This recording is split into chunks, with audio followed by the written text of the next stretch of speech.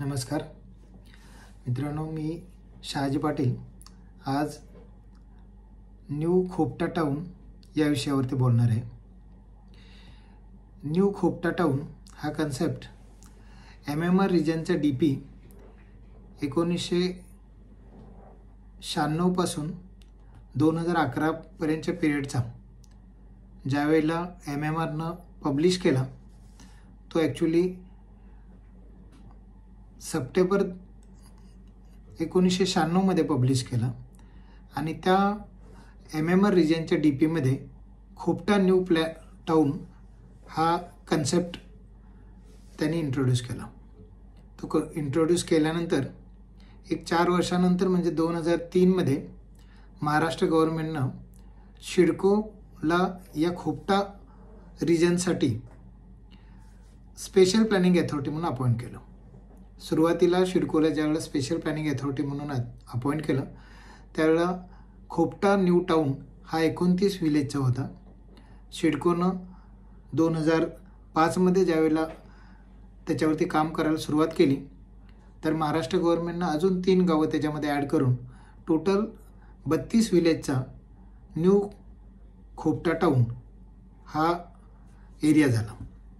आता शिडको त्याच्यावरती काम करत असताना मीनवाईल 2006 मध्ये महामुंबई SEZ हा कन्सेप्ट आला आणि या 32 गावांच्यापैकी 21 गावं जी आहेत ही महाराष्ट्र गव्हर्नमेंटनं त्या खोपटा न्यू टाउनमधून काढून मुंबई SEZ साठी दिली आणि बाकीची 24 गावं ही पेनमधली असे टोटल 24 + 21 म्हणजे 45 गावांचं महामुंबई SEZ केलं आणि 11 गावं फक्त न्यू खोपटा टाउनसाठी राहिली।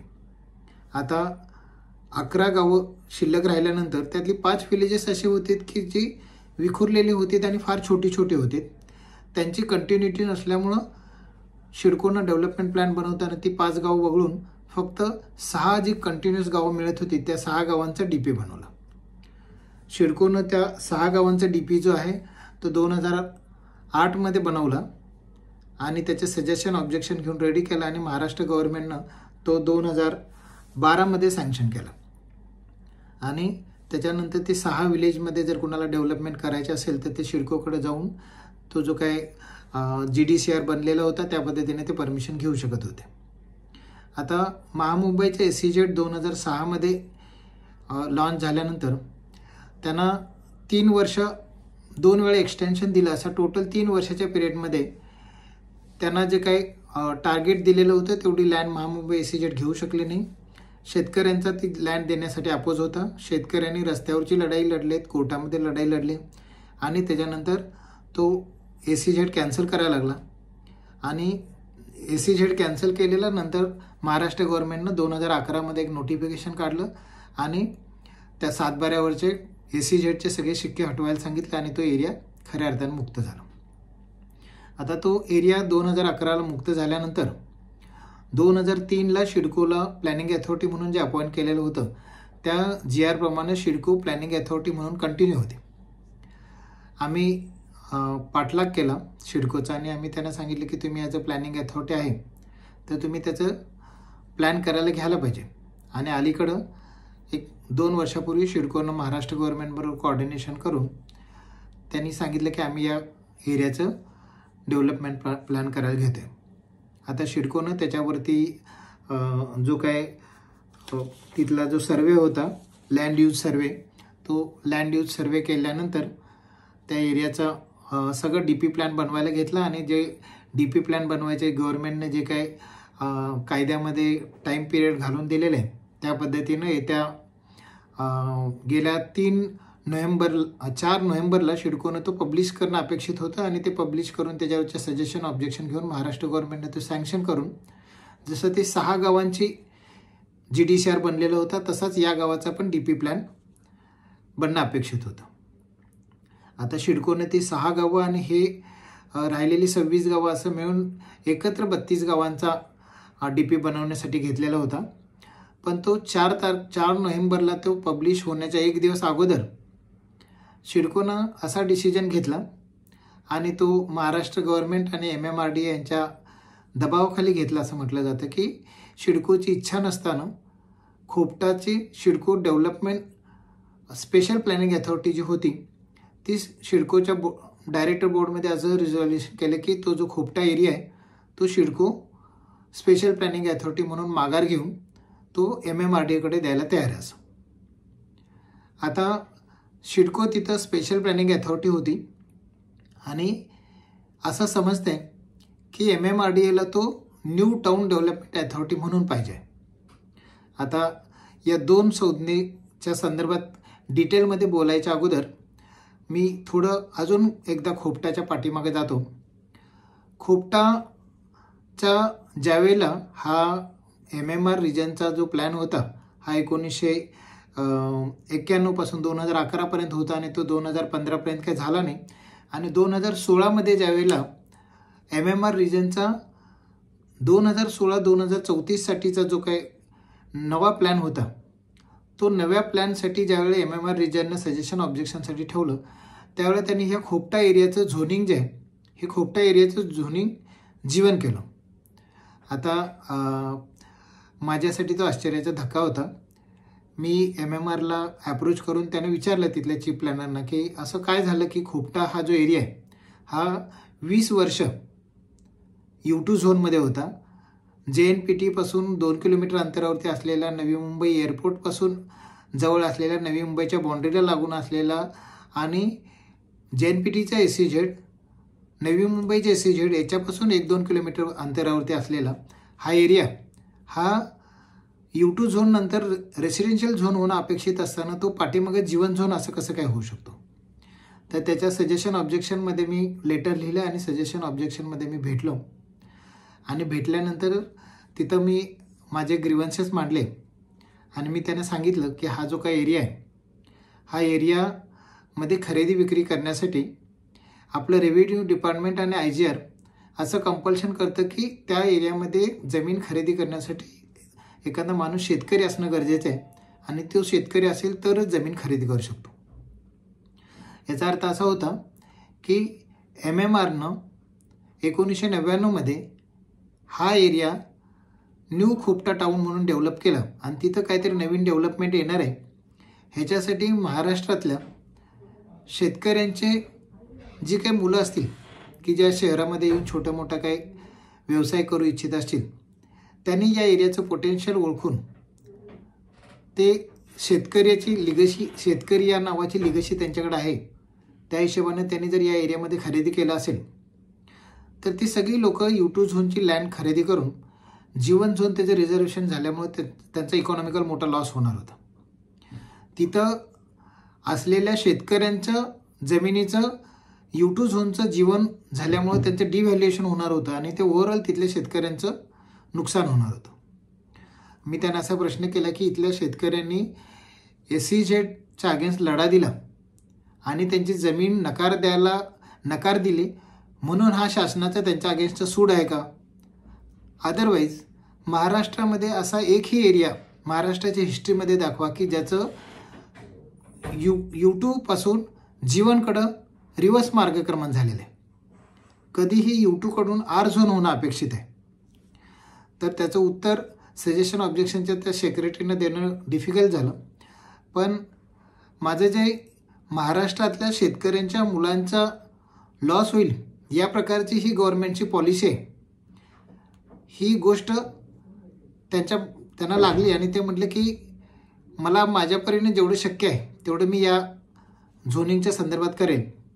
आणि नंतर ज्यावेळेला तो झोन सँक्शन झाला अलीकडेच तो सँक्शन झाला 2 वर्षापूर्वी त्यावेळेला त्याच्यामध्ये व्हाईट झोन असं आलं. खोपटा न्यू टाउन प्लॅन हा व्हाईट झोन झाला. आता व्हाईट झोन या प्रकारचा कुठलाही झोन अस्तित्वात नाही म्हणजे काहीच झोन नाही अशा प्रकारचा कुठलाही झोन असत नाही तरीसुद्धा या एरियाचा झोन हा व्हाईट झोन असा ठेवला. आता ती एक आश्चर्याची गोष्ट होती पण ठीक आहे तोपर्यंत या एरियाला 3 डिसेंबर 2020 पासून UDCPR लागू झालेला होता आणि UDCPRमध्ये काही चांगल्या प्रोव्हिजन होत्या त्यामुळं आम्ही त्या व्हाईट झोन या संकल्पनेकडे थोडं दुर्लक्ष केलं आणि आम्ही म्हटलं की UDCPRमध्ये जीवन झोनसाठी सुद्धा जर 50 एकर जागा असलेला एखादा माणूस जर TP स्कीम करायला गेला तर त्याला 40% हा प्लॉटेड एरिया मिळणार होता, 10% त्याला ओपन स्पेस सोडायची होती, 15% रोडसाठी जाणार होते आणि 15% अफोर्डेबल होम्स, सोशल फॅसिलिटीज आणि बाकीच्या गार्डन आणि ॲम्युनिटीज यासाठी जाणार होता. तो 15% एरिया प्लॅनिंग अथॉरिटीला हँडओव्हर करायचा होता आणि अशा प्रकारे 60% प्लॉट मिळणार होता. त्यामुळं UDCPR आल्यानंतर आम्ही असं म्हटलं की तो झोन आता काही मॅटर करणार नाही आणि हा खोपटा एरिया आता डेव्हलप होण्यासाठी प्रॉपर प्लॅटफॉर्म बनलेला आहे. आम्ही शिडकोचा फॉलोअप केला आणि त्यांना सांगितलं की आता UDCPR लागू झालेलं आहे न्यू खोपटा टाऊनसाठी, तर तुम्ही त्याचा DP बनवा म्हणजे आम्हाला ते TP स्कीमसाठी ॲप्लाय करता येईल. शिडकोनं त्याचा DP बनवायला घेतला आणि DP बनवायला घेतल्यानंतर पुढे मी तुम्हाला मगाशी सांगितलं तसं 3 नोव्हेंबर 2023ला परत त्यांनी आम्ही स्पेशल प्लॅनिंग अथॉरिटी म्हणून काम करण्याच्या ऐवजी MMR करू दे असं एक रिझोल्युशन पास केलं. आता MMR जे आहे हे स्पेशल प्लॅनिंग अथॉरिटी म्हणून जर आलं तर आम्ही MMRचं वेलकम करतो. पण मला इथं हे नमूद करायला पाहिजे की MMR जे काही स्पेशल प्लॅनिंग अथॉरिटी म्हणून काम करायला जे इच्छुक आहे त्या MMRDचे आजचे जे MD आहेत संजय मुखर्जी साहेब, तेच MD 6 महिन्यापूर्वी सलग 3 वर्ष शिडकोचे MD होते. म्हणजे संजय मुखर्जी साहेब शिडकोचे MD असताना त्यांच्या गायडन्स खालीच खोपटा न्यू टाऊन प्लॅनचं DP बनत होता आणि त्याच्यामुळे तो जो बनलेला DP होता तो जर 4 नोव्हेंबरला पब्लिश झाला असता आणि त्या सजेशन ऑब्जेक्शनच्या प्रोसेसमध्ये लोकांच्या बरोबर जर MMRDAला पण इनकॉर्पोरेट केलं असतं आणि त्यांना अपेक्षित असलेले चेंजेस त्याच्यामध्ये केले असते तर पाठीमागचा जो 2-2.5 वर्षाचा एक्झरसाईज आहे तो कंप्लीट झाला असता आणि त्या एरियाचा DP प्लॅन सँक्शन झाल्यानंतर त्याच्या पुढच्या TP वगैरे स्कीम करायला मग ते शिडकोनं केले असते किंवा MMR जर करायला इंटरेस्टेड असेल तर ते MMRDAकडे गेलं असतं. पण हे असं न करून गव्हर्नमेंट हे देशाचं इकॉनॉमीचं, शेतकऱ्यांचं आणि तिथल्या सगळ्या इन्व्हेस्टमेंटचं फार मोठं नुकसान करते. 3 वर्ष तिथं जी इन्व्हेस्टमेंट केली गेली आहे आणि तिथं जे गव्हर्नमेंटच्या अथॉरिटीनी काम केलेलं आहे त्या सगळ्याला एका दिवसामध्ये झिरो करून परत दुसऱ्या ऑर्गनायझेशननं ABCपासून चालू करणं हे आपल्या इकॉनॉमीसाठी आपल्यासारख्या गरीब देशाच्या इकॉनॉमीला परवडणारं नाही. पण हे आता गव्हर्नमेंटनं का विचार केला नाही हा संशोधनाचा विषय आहे. आता मी MMR जे आहे हे मगाशी स्पेशल प्लॅनिंग अथॉरिटी आणि NTDA या 2 गोष्टींचा उल्लेख केला. मला असं समजले आहे की MMRDA जे आहे यांचं असं मत आहे की आम्ही शिडकोपेक्षा जास्त पॉवरफुल आहे, त्याच्यामुळं आम्ही स्पेशल प्लॅनिंग अथॉरिटी म्हणून न काम करता आम्ही NTDA म्हणून त्या एरियात काम करू. आता मित्रांनो, NTDA आणि स्पेशल प्लॅनिंग अथॉरिटी SPA यातला डिफरन्स आपण समजून घ्या. नवी मुंबई जी डेव्हलप झाली त्याच्या 95 विलेजसाठी शिडको हे NTDA या कॅपॅसिटीमध्ये प्लॅनिंग अथॉरिटी होती आणि बाकीचा जो न्यू खोपटा टाऊन प्लॅन आहे किंवा नैनामध्ये ते स्पेशल प्लॅनिंग अथॉरिटी होते.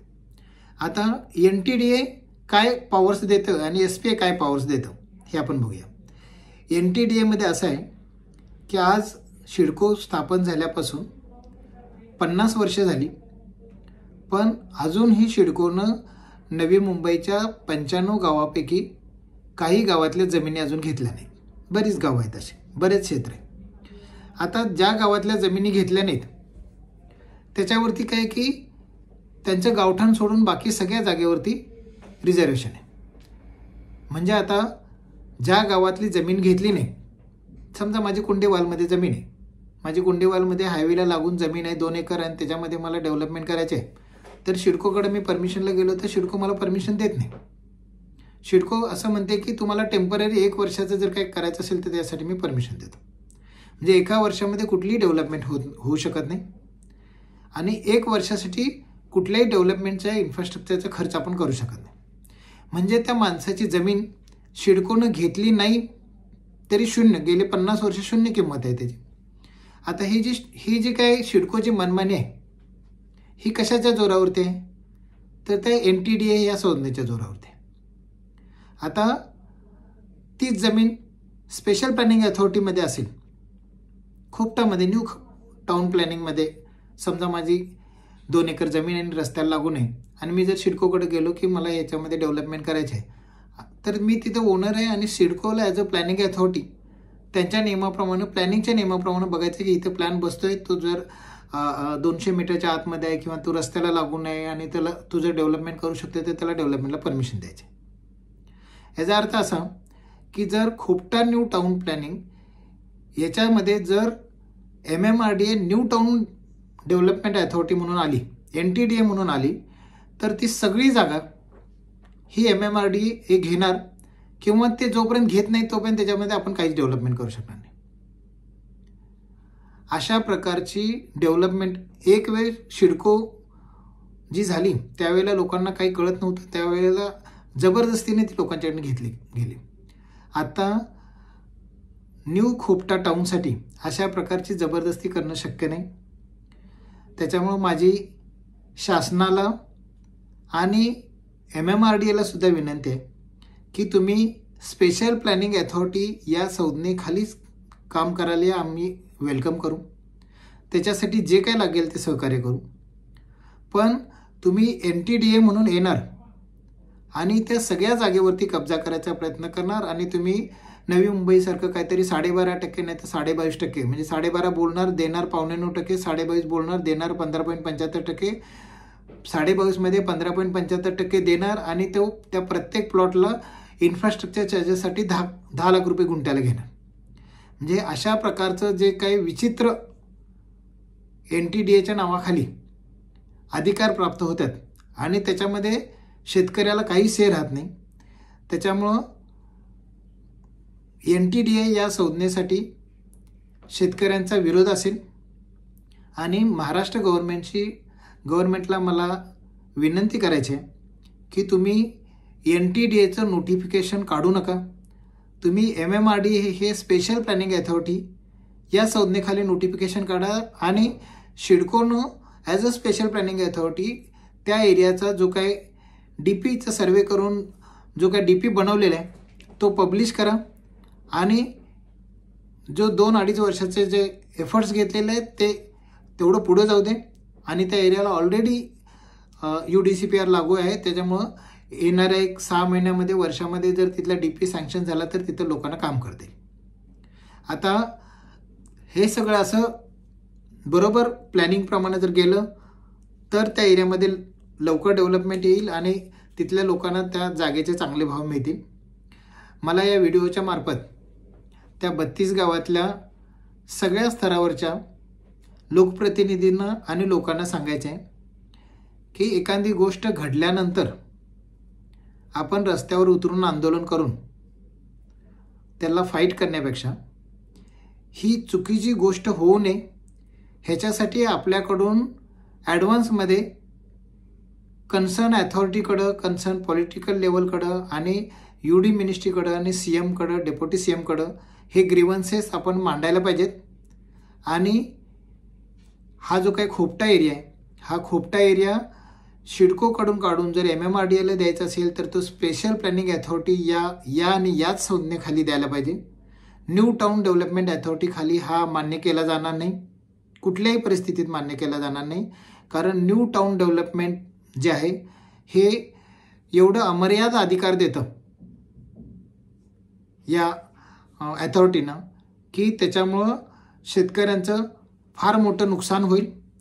त्याच्यामुळं माझी अशी सगळ्या लोकांना विनंती आहे की हा जो काही विषय आहे हा विषय समजून घ्यायला पाहिजे आणि ॲडव्हान्समध्येच याच्या अगेन्स्ट आपण आवाज उठवला पाहिजे. या संदर्भात अजून वेगळ्या वेगळ्या प्लॅटफॉर्मवरती जाऊन लोकांचं प्रबोधन करायला लागलं तर ते मला आवडेल. तिथल्या सगळ्या लेवलच्या लोकप्रतिनिधींना जसं मी या व्हिडिओमधून आवाहन केलं तर त्या लोकप्रतिनिधींना ते समजून घेण्यासाठी माझ्याकडून जी काही मदत लागेल ती करायला मी तयार आहे. आणि एवढं बोलून मी माझं खोपटा न्यू टाउन या विषयावरचं लोकांचं प्रबोधन करण्यासाठीचं टाईमली जे ॲक्शन आहे, मी याला ॲडव्हान्स आणि टाईमली ॲक्शन म्हणतो, त्या ॲक्शनला मी माझ्याकडनं सुरुवात केलेली. धन्यवाद.